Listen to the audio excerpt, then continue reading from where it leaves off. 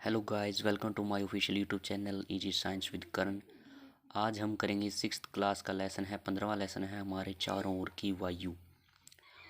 तो सबसे पहले चैनल पर नए हैं तो चैनल को सब्सक्राइब ज़रूर करें ताकि हमारे आने वाली वीडियो आप तक पहुंच सके। तो ऐसे ही बने रहिए हमारे साथ। आज करेंगे हम वायु के बारे में। सबसे पहले हम वायु के बेसिक के बारे में पढ़ेंगे, वायु क्या है, वायु के संघटकों के बारे में पढ़ेंगे। आगे संघटकों का हम थोड़ा डीपली वर्णन करेंगे। तो चलिए वीडियो शुरू करते हैं। तो सबसे पहले हमारे यहाँ पढ़ते हैं वायु क्या है। वायु एक ऐसा मिश्रण है जो कई संघटकों से मिलकर बना है।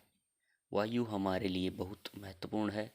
बहुत ऐसे कार्य हैं जो हम वायु के बिना नहीं कर सकते। ठीक है, तो वायु क्या है। वायु एक ऐसा मिश्रण है जो कई संघटकों से मिलकर बना है और वायु हमारे लिए बहुत ज़रूरी है। तो ये संघटक बहुत सारे हैं, उनके बारे में हम आगे चर्चा करेंगे। सबसे पहले हम वायु के महत्वपूर्ण जांच कर लें कि वायु हमारे लिए क्यों महत्वपूर्ण है। सबसे पहले सांस लेना।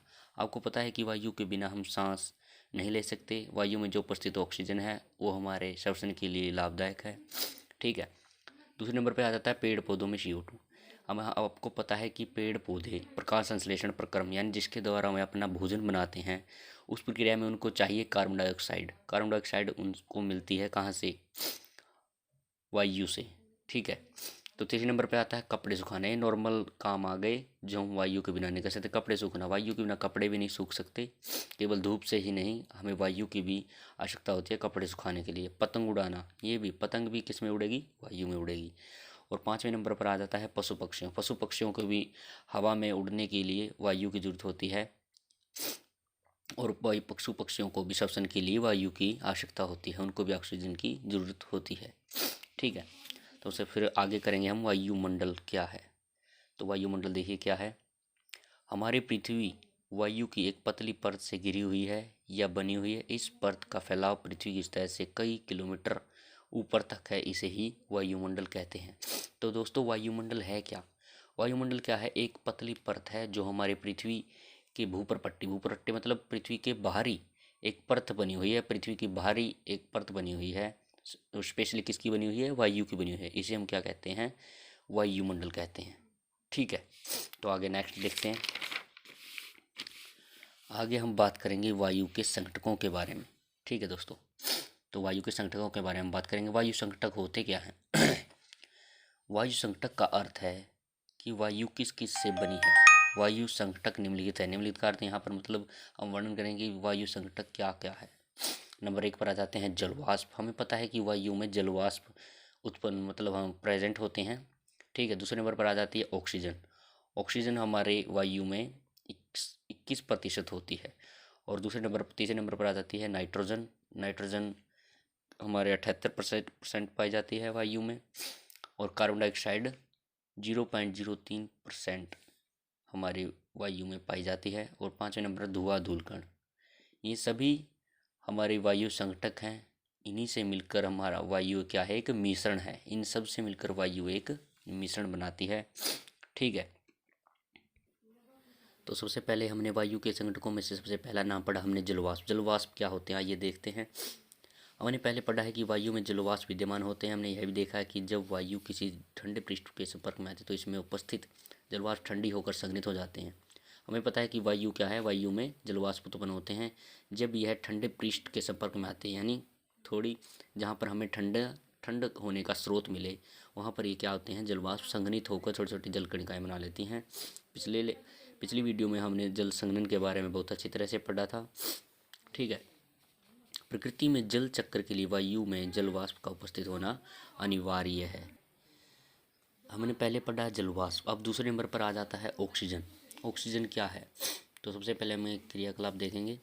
अपने शिष्य की उपस्थिति में एक समान लंबाई की 2 मोमबत्तियां मेज पर लगाएं, उन्हें जला लें। उनमें एक से मोमबत्ती एक कांच पर एक गिलास उल्टा करके रख दें। क्या करना है? एक मोमबत्ती लेनी है, 2 मोमबत्ती लेनी है और 2 गिलास लेने हैं। एक मोमबत्ती को जलाकर उस पर गिलास को रख दीजिए उल्टा करके और एक को ऐसे ही रहने दें। ठीक है, एक मोमबत्ती को ऐसे रहने दें और दूसरे पर गिलास ढककर रख दें। ठीक है, आप देखेंगे कि थोड़ी देर पश्चात जिस मोमबत्ती पर हमने गिलास रखा है, ये देखिए, ये मोमबत्ती को हम ऐसे रखने देंगे, ऐसे रखेंगे इस मोमबत्ती को और इस मोमबत्ती के ऊपर हम जलाकर कांच का गिलास, ट्रांसपेरेंट गिलास रख देंगे। ठीक है, आप थोड़ी देर पश्चात देखेंगे कि ये मोमबत्ती तो जल रही है, ये जलती रहेगी, लेकिन ये नहीं जलेगी। क्यों नहीं जलेगी? क्योंकि जब हमने इसके ऊपर गिलास रखा तो गिलास में उपस्थित जो ऑक्सीजन थी वो यूज हो गई इस को जलाने में, इस मोमबत्ती को जलाने में। ठीक है, थोड़ी देर पश्चात जब इस गिलास में से ऑक्सीजन कम हो जाएगी, ख़त्म हो जाएगी, तो मोमबत्ती ये नहीं जलेगी। ठीक है, इससे पता चलता है कि ऑक्सीजन ज्वलन में भी सहायक है। ठीक है, और ऑक्सीजन के हमें पहले ही पता है कि ऑक्सीजन हमारे सांस लेने में भी महत्वपूर्ण है। वायु का वह घटक जो जलने में सहायक है ऑक्सीजन कहलाता है। ठीक है, तो हमने ज्वलन के बारे में हम क्रियाकलाप देखा, हमने मोमबत्ती ली थी और उसमें गिलास रखा था। ठीक है, तो आगे देखते हैं। मोमबत्ती के बुझने के बाद भी क्या यह देखा कि वायु का एक बड़ा भाग अब भी गिलास में शेष रह जाता है। यह सूचित करता है कि वायु के कुछ अवयव जलने में सहायक नहीं होते। हमें पता है कि जब हमने इस गिलास में हमने मोमबत्ती को जलाया, ठीक है, तो हम देखेंगे कि कुछ जो गिलास था, गिलास के अंदर की जो ऊपरी सतह थी, यानी अंदर की ओर सतह पर काले काले धब्बे रह जाते हैं। वो काले धब्बे किसके हैं? वो काले धब्बे नाइट्रोजन के होते हैं। ठीक है, नाइट्रोजन के मतलब कुछ ऐसा भाग होता है जो जल नहीं पाता। ठीक है, तो उसे क्या कहते हैं? मतलब वो किसके कारण होता है? नाइट्रोजन के कारण होता है। यह सूचित करते हैं कि वायु के कुछ अवयव जलने में सहायक नहीं होते। वायु के कुछ अवयव होते हैं जो जलने में सहायक नहीं होते। वायु का एक बड़ा भाग जो मोमबत्ती के जलने में उपयोग नहीं हुआ नाइट्रोजन कहलाता है। ठीक है, नाइट्रोजन हमने ऐसे करना है। आगे है दोस्तों कार्बन डाइऑक्साइड। कार्बन डाइऑक्साइड के बारे में हमने बताया है। कार्बन डाइऑक्साइड का सूत्र होता है CO2, नाइट्रोजन का N, ऑक्सीजन का O2। ठीक है, तो आज हम आगे कर रहे हैं हम कार्बन डाइऑक्साइड। कार्बन डाइऑक्साइड क्या है दोस्तों? कार्बन डाइऑक्साइड ऐसी गैस है जिसका उपयोग पौधे भी करते हैं अपना भोजन बनाने के लिए। ठीक है, पौधे हमें ऑक्सीजन देते हैं तथा बदले में वो कार्बन डाइऑक्साइड वातावरण से लेते हैं जो कि उनके भोजन बनाने में आवश्यक होते हैं। ठीक है, हम इसके थोड़े बारे में पढ़ लेते हैं। एक बंद कमरे में जब कोई पदार्थ जल रहा है तो शायद आपने घुटन महसूस की होगी। यह घुटन कमरे में कार्बन डाइऑक्साइड की अधिक मात्रा एकत्र होने के कारण हुई, जो लगातार किसी वस्तु के जलने के कारण बनती है। हमारे चारों ओर की वायु एक छोटा अवयव कार्बन डाइऑक्साइड होता है। यह सलाह दी जाती है कि फसलों के अवशेष व सूखी पत्तियों को नहीं जलाना चाहिए क्योंकि इससे वायु प्रदूषित होती है। जी हाँ दोस्तों, कार्बन डाइऑक्साइड का सबसे पहले हमने ये पढ़ा कि बंद कमरे में, आपने देखा होगा कि जब हम बंद कमरे में अंगीठी जलाते हैं तो थोड़ी देर पश्चात हमें घुटन महसूस होती है। क्यों होती है? क्योंकि बंद कमरा होने के कारण जो अंदर की ऑक्सीजन थी, अंदर की ऑक्सीजन उस जो अंगीठी थी उसमें जो आग थी उसको जलाने में यूज़ हो गई। ठीक है, वो अगर अंदर ऑक्सीजन नहीं रहेगी तो किसकी मात्रा ज़्यादा हो जाएगी? कार्बन डाइऑक्साइड की, कार्बन मोनोऑक्साइड की। ठीक है, जिसके कारण हमें घुटन महसूस होती है। एक छोटा सा डिस्कशन था जिसके बारे में हमने कार्बन डाइऑक्साइड डिस्कस करी। ठीक है, आगे हम करते हैं धूल तथा धुआं। जो वायु का अगला मिश्रण है, यानी अगला अवयव है, अगला अवयव है वो क्या है? धूल तथा धुआं। धूल तथा धुआं भी वायु का एक महत्वपूर्ण अवयव है। हमें पता है कि वायु में धूल तथा धुएं भी होते हैं। बहुत सी फैक्ट्रियां होती हैं जहां से धूल, कचरा आदि धुएं के रूप में निकलता है। ठीक है, ये देखिए, ये लिखा हुआ है। इस कारण आप कारखानों में लंबी चिमनियाँ देखते हैं। लंबी चिमनियाँ होती हैं जिसके द्वारा गैसें गूसें निकलती हैं, वो वायु में मिलकर वायु को प्रदूषित करती हैं। ठीक है, तो ये कुछ पार्ट थे जो वायु के संघटक थे, जैसे कि धूल तथा धुआं, कार्बन ऑक्साइड व नाइट्रोजन, ऑक्सीजन, जलवाष्प। तो दोस्तों आगे छोटा सा टॉपिक है, पानी तथा मिट्टी में रहने वाले जीवों और पौधों को ऑक्सीजन कैसे मिल पाती है। तो हमें पता है दोस्तों, पानी में भी ऑक्सीजन होती है।